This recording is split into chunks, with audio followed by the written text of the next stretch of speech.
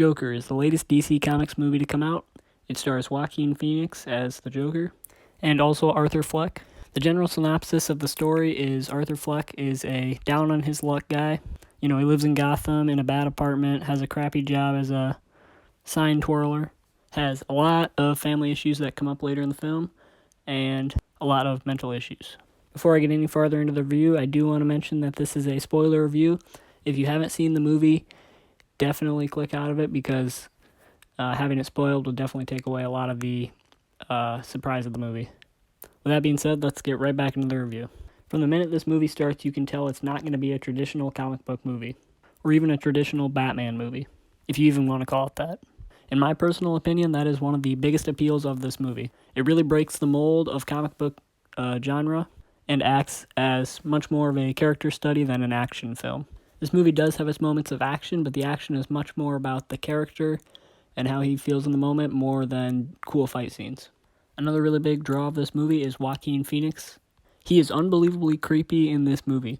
I think he is a really cool Joker for a kind of one-off story, interesting anthology film. I don't know if he would be a great Joker as like a Batman reoccurring villain. I don't think the Warner Brothers is going in that direction, but I would be interested to see what they did with that. But overall, I don't think that's what I'd want to see. One thing that could be decisive among fans about this film is that it spends a lot of time with Arthur Fleck and only a little bit of time with the Joker. It's really important to build up that character, and it's really cool to watch him grow into the Joker by the end of the film. But I think it's important to know that if you're going into this movie for a Joker movie, you might be unpleasantly surprised because it is a lot more of a movie about a down-on-his-luck guy that just happens to be the Joker later in life. Another thing that was a little iffy for me on the film, huge spoiler alert, is during the middle of the film, maybe a little more towards the end, we find out that the Joker, or Arthur Fleck, I guess, was imagining a lot of what the film was. A lot of the events we saw were actually his imagination and not reality. I could see that making some people upset because it makes it so the first half of the film's a little bit gratuitous, but they kind of lay seeds that that's what's going to happen, so you kind of know it's coming before it comes. My last big complaint about the film is how the film builds itself up for a lot of theory crafting and then shuts down most of those theories. Obviously, the film shouldn't leave loose ends hanging, but I think this kind of film where it's a one-off, doesn't have a lot of ties to the other DC movies, it could be really interesting to have a lot of theory stuff. There's still some in there, but a lot of it is shut down by the end of the film. Besides those three complaints, the film was pretty awesome. The film shows you the life of Arthur Fleck and really makes you sympathetic for what he's going through in a sort of sick and twisted way because you know that he ends up being the Joker. Surprisingly, this film wasn't as hard of an R rating as I thought it would be. It was sort of like when there's really gruesome scenes, but the rest of the film was pretty tame. But that's not to say that there was quite a few disturbing scenes. I also really liked that they paid homage to a lot of the other Jokers and a few Batman things as well. Obviously, Batman himself isn't in the film, but Bruce Wayne is, and Thomas Wayne is as well.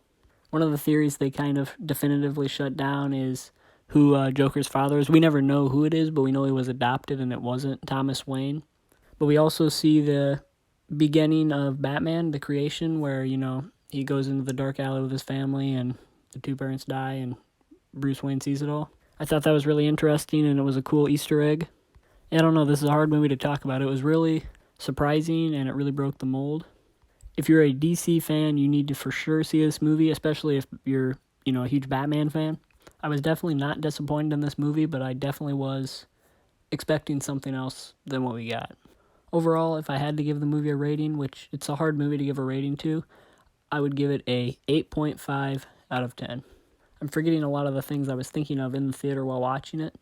There's just so much stuff to unpack for this movie.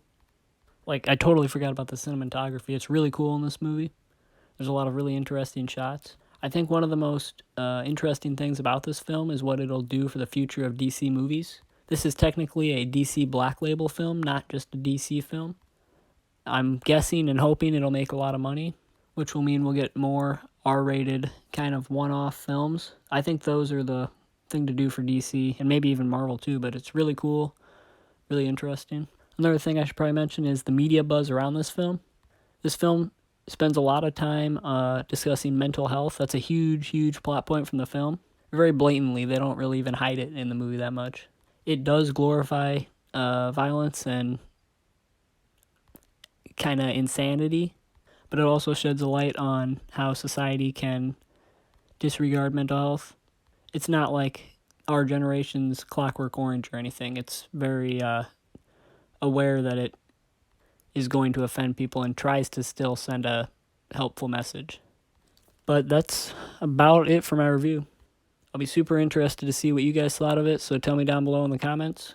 I'm also considering changing up the way I shoot some of these videos, maybe putting video game gameplay over the voice recording instead of just stock images. So tell me what you guys would think about that down below. But with that being said, thank you guys for watching, and I will see you guys in the next video. Peace.